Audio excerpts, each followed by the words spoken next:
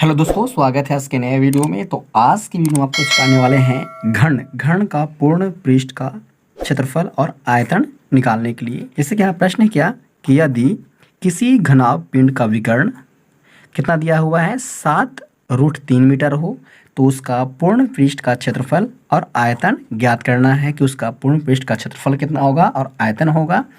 तो यहाँ पे मैं कुछ बातें लिखा हूँ, फार्मूला लिखा हूँ, फार्मूला जो आपको ध्यान देना है। देखिए पहला फार्मूला क्या है, कहता है कि घन का विकर्ण क्या होता है, तो होता है इसका √3 गुने भुजा। ये आप बुक में नोट कर लीजिएगा, क्या होता है घन का विकर्ण √3 गुने भुजा। जब आपको फार्मूला याद रहेगा तब आपको आगे मैथ बनेगा, अन्यथा नहीं बनेगा। बिन फार्मूला का कोई भी मैथ नहीं बनेगा। दूसरा हो गया अब घन का पूर्ण पृष्ठ का क्षेत्रफल क्या होता है, तो 6 गुने भुजा स्क्वायर होता है। यही लिखा हुआ है, पूर्ण पृष्ठ का क्षेत्रफल होता है 6 गुने भुजा स्क्वायर, 6 गुने भुजा स्क्वायर। इसको रट लीजिएगा। अगला है क्या, ध्यान देने वाली बातें, तो घन का आयतन, आयतन क्या होता है, तो भुजा क्यू होता है ना, भुजा का क्यू होता है। तो ये आपको 3 फार्मूला है, ये तीनों फार्मूला रट लीजिएगा। इस जो तीनों फार्मूला है इस क्वेश्चन पे लागू होगा। अब कैसे लागू होगा जो देखना है आपको, बारीकी से समझना है, एकदम दिमाग में आपको बैठ जाएगा। देखिए सोल्व करते हैं, कैसे बनाएंगे इसको। देखिए पहले दिया हुआ क्या, यदि किसी घनाकार पिंड है, एक घनाकार पिंड है, उसका विकर्ण दिया हुआ है 7√3 मीटर। तो यहाँ लिखेंगे क्या, घन का विकर्ण क्या होता है, घन का विकर्ण लिखेंगे। घन का विकर्ण दिया हुआ है, विकर्ण, घन का विकर्ण कितना दिया हुआ है, तो घन का विकर्ण दिया हुआ है 7√3 मीटर। कितना कर लीजिएगा, आप कर लीजिएगा इतना। अब क्या करना है आपको, देखिए इस 7√3 मीटर आया कैसे, तो घन का विकर्ण होता क्या है, घन का विकर्ण होता है क्या, √3 गुने भुजा स्क्वायर। अब आपको निकालना क्या है, आयतन। तो आयतन में क्या हमको चाहिए, भुजा। तो भुजा तो मालूम है नहीं, तो भुजा निकालेंगे कैसे, तो निकालेंगे इसी से।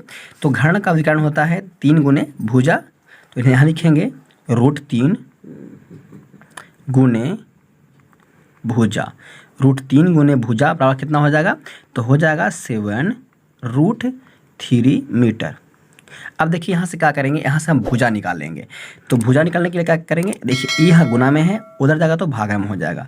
तो यहाँ हो जाएगा भुजा बराबर 7√3 और बट्टे का क्या हो जाएगा, 3 हो जाएगा ना। इसको काटिएगा तो क्या हो गया, बचेगा क्या, तो √3 से √3 कट जाएगा, बचेगा क्या 7। तो क्या आपको आ गया, तो इसलिए भुजा आ गया आपको, भुजा बराबर 7 मीटर, यानी कितना आ गया, भुजा 7 मीटर। क्या आ गया आपको, भुजा। आपको निकालना क्या है, तो घन का पूर्ण पृष्ठ का क्षेत्रफल और घन का आयतन निकालना है। तो यहाँ क्या करना है, लिखेंगे। तो हमको निकालना क्या है, हम देखिए इसके ये क्या हम क्यों लिखे थे, ये हम लिखे थे आपको विकर्ण क्यों लिखे थे, क्योंकि आपको यहाँ पे भुजा कैसे निकालिएगा। जब आपको विकर्ण दिया रहे तो भुजा आपको लगा देना है। यहाँ पे घन का विकर्ण होता है √3 गुने भुजा, आपको विकर्ण दिया रहेगा तो यहाँ लिख लेना है। यहाँ आपको जो गुना में रहेगा भागा में लाइएगा, यहाँ से भुजा आपको निकल जाएगा। इसको थोड़ा सा रुक करके देख लीजिएगा कैसे आपको निकालना है इसे। यहाँ पे कह रहा है कि घन, हाँ पूर्ण पृष्ठ का क्षेत्रफल, तो लिखिएगा यहाँ पे घन का पूर्ण पृष्ठ का क्षेत्रफल वाला फॉर्मूला क्या होता है, तो होता है क्या, देखिए यहाँ पे लिख दिया हूँ 6 गुने भुजा स्क्वायर। क्या होता है, तो 6 गुने भुजा स्क्वायर होता है। तो यहाँ लिखेंगे क्या, 6 गुने भुजा का स्क्वायर होता ना है। तो 6 और गुना भुजा कितना है, तो भुजा यहाँ पे आ गया 7, यानी कि 7 का स्क्वायर हो जाएगा। तो कितना हो जाएगा, तो 6 गुने 7 49 बराबर कितना आ जाएगा, आपको गुना करना है आपको।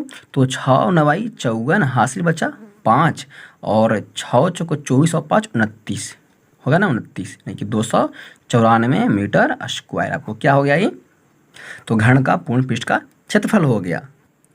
आपको निकालना है दूसरा क्या निकालना आपको है, आयतन। तो आयतन क्या आपको क्यों में होता है, देखिए आपको आयतन निकाल देना है। आपको लिखना है घन का आयतन, घन का आयतन लिखना है आपको यहाँ पे, घन का आयतन, घन का आयतन क्या होता है, तो भुजा क्यू होता है। तो भुजा लिखेंगे और भुजा का पावर 3 क्यू लिखेंगे। तो भुजा कितना आपको है 7, तो 7 के क्या कर देंगे क्या क्यू। तो कितना हो जाएगा यहाँ पे, तो यहाँ हो जाएगा 7 गुने 7 गुने का 7, 3 बार गुना करेंगे तो हो जाएगा कितना 343, 343 यहाँ मीटर क्यूब हो जाएगा। ये आपका क्या हो जाएगा आंसर, क्या हो जाएगा आपको आंसर हो जाएगा। तो इस तरह से आप घन का पूर्ण पृष्ठ का क्षेत्रफल आपको बता दिए और घन का आयतन निकालने के लिए बता दिए कि आपको क्या निकालना है। आपको ई फार्मूला और आपको ई फार्मूला आपको ध्यान में रख के बनाना है कि कौन कौन सा फार्मूला इस पर लागू होगा। आपको ऐसे प्रश्न आपको पूछते हो, क्वेश्चन आपको एनसीईआरटी का था, क्वेश्चन आपको एनसीईआरटी का था, इसलिए बारीकी से इसको देखिएगा। घन का पूर्ण पृष्ठ का क्षेत्रफल निकालने के लिए और आयतन निकालने के लिए। तो मैं आपको बारीकी से बताया हूँ, नहीं समझ में आया तो बोलिए, मैं आपको अगला प्रश्न के माध्यम से मैं समझाऊंगा। मगर हाँ, इसको थोड़ा सा रोक करके देखिएगा कैसे कैसे मैं क्रिया किया हूँ। और अच्छा तो वीडियो को लाइक करिए, एक प्यारा सा कमेंट और वीडियो को शेयर करिएगा।